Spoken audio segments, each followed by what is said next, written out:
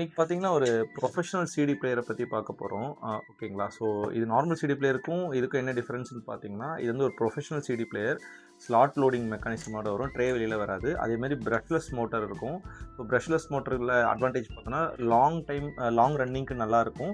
Plus வந்து உங்களுக்கு noise ரொம்ப கம்மியாவே இருக்கும். லோடிங் டைம் ஃபாஸ்ட்டா இருக்கும். ரொம்ப ரிலையபிளா இருக்கும். ஆஃபன் ப்ராப்ளம்ன்றது வரவே வராது. ப்ரொஃபஷனல் சிடி பிளேயர்னால உங்களுக்கு ரொம்ப நேரம் இது ஒர்க் பண்ணுற மாரி இதை கன்ஸ்ட்ரக்ட் பண்ணியிருப்பாங்க.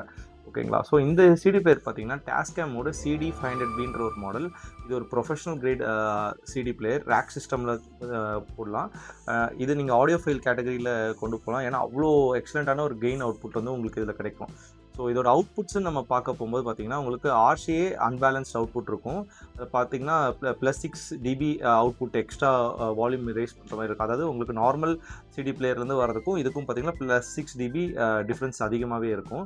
அதேமாதிரி பார்த்தீங்கன்னா பேலன்ஸ்டு XLR அவுட்புட் இருக்குது. நீங்கள் இதை வந்து ஒரு XLR இன்புட் இருக்கிற ஒரு பவர் ஆம்ப்பு அந்த மாதிரி வச்சுருந்தீங்கன்னா, நீங்கள் டேரெக்டாக கொடுத்து ஹை கெயினான ஒரு அவுட்புட் வந்து நீங்கள் எடுத்துக்கலாம். ஓகேங்களா. அது இல்லாமல் இதில் வந்து டிஜிட்டல் நார்மல் சிடி பிளேயரில் வர டிஜிட்டல் அவுட்புட்டு, கோஆக்சியல் அவுட்புட்டு, அதுக்கப்புறம் RCA அவுட்புட் இது எல்லாமே வந்து உங்களுக்கு டிஃபால்ட்டாகவே வந்துடும். ஓகேங்களா. ஸோ நம்ம வந்து இதோட ஃப்ரண்ட்டில் நம்ம பார்த்துட்டோம்னு பார்த்தீங்கன்னா, உங்களுக்கு வந்துட்டு இதோட ஆன் ஆஃப் பட்டன் இருக்கும். அதே மாதிரி நம்பர்ஸ் சிடி ட்ராக் செலக்ட் பண்ண நம்பர் இருக்கும். டிஸ்பிளே மெயினாக இருக்கும். டிஸ்பிளேல பார்த்தீங்கன்னா உங்களுக்கு ரன்னிங் டைம் இருக்கும், எலாப்ஸ்டு டைம் இருக்கும், அதுக்கப்புறம் எவ்வளோ டைம் பெண்டிங் இருக்கும், அதுக்கப்புறம் டோட்டல் சிடியோட ரன்னிங் டைம் இருக்கும்.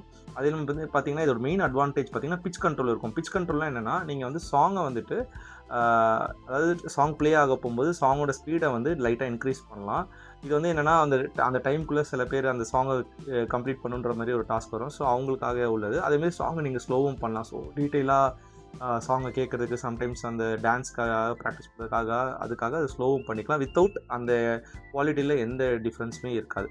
அதேமாதிரி உங்களுக்கு சாங் நெக்ஸ்ட்டு பேக் நெக்ஸ்ட்டு இருக்கும். அதுக்கப்புறம் ஃபாஸ்ட் ஃபார்வர்ட் இருக்கும். நம்ம கேசட் பிளேயரில் போடுற மாதிரி ஃபாஸ்ட் ஃபார்வர்ட் ரிவர்ஸ் இருக்கும்.